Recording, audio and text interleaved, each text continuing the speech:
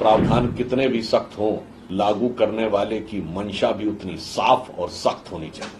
ये वही पश्चिम बंगाल की विधानसभा है जिसमें खड़े होकर उन्हीं ममता बनर्जी जी ने शाहजहां शेख का बचाव किया था। और यदि ममता जी की मंशा साफ और सख्त है तो वो कृपया बताएं कि उनके कार्यकाल में कितने फास्ट ट्रैक कोर्ट गठित हुए बलात्कार के मामलों को लेकर, कि इस आरजीकर मेडिकल कॉलेज के इस प्रकरण के संदर्भ में जिन लोगों ने कहा था कि उंगली तोड़ दी जाएगी, उन लोगों के बारे में क्या कार्रवाई की। सरकार और मोदी जी के नेतृत्व में पूरी तरीके से संवेदनशील और सतर्क है। बलात्कार के आरोपियों की सजा दुगनी करने का कानूनी प्रावधान हमारी सरकार ने किया है। नाबालिग बच्चियों के साथ बलात्कार होने पर मृत्युदंड का प्रावधान किया है। साक्ष्य अधिनियम में भी वांछित संशोधन किए गए हैं।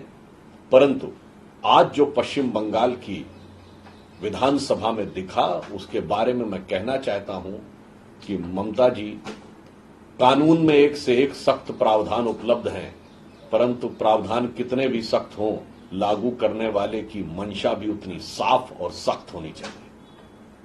परंतु आज जो दृश्य देखने को मिला वो मन में बहुत विचित्र अनुभव उत्पन्न करता है।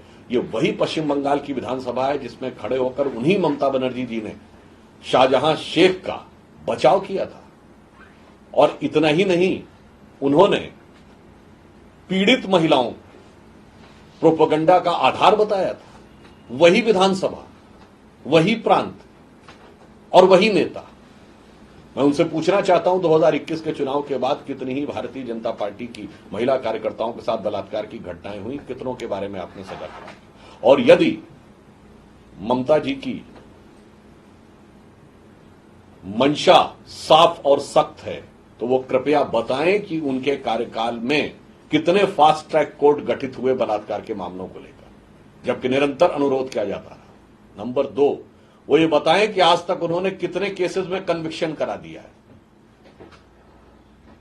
वो ये भी बताएं कितने केसेस में चार्जशीट दाखिल कर दी है। और वो ये भी बताएं कि इस आरजीकर मेडिकल कॉलेज के इस प्रकरण के संदर्भ में जिन लोगों ने कहा था कि उंगली तोड़ दी जाएगी, उन लोगों के बारे में क्या कार्रवाई की है। जिन लोगों ने यह कहा था कि ये सारे जो डॉक्टर हैं वो अन्यान्य कारणों से बैठे हुए हैं, जिन्होंने जाकर साक्ष्य नष्ट करने का प्रयास किया, उसके लिए आपने क्या कार्रवाई की थी। इससे यह लगता है कि उनकी मंशा सख्ती से महिलाओं के विरुद्ध किसी भी कानून को लागू करने की नहीं, अपितु इस घटना पे अपनी हो रही किरकिरी को बचाने की और ध्यान को भटकाने की अधिक प्रतीत होती है।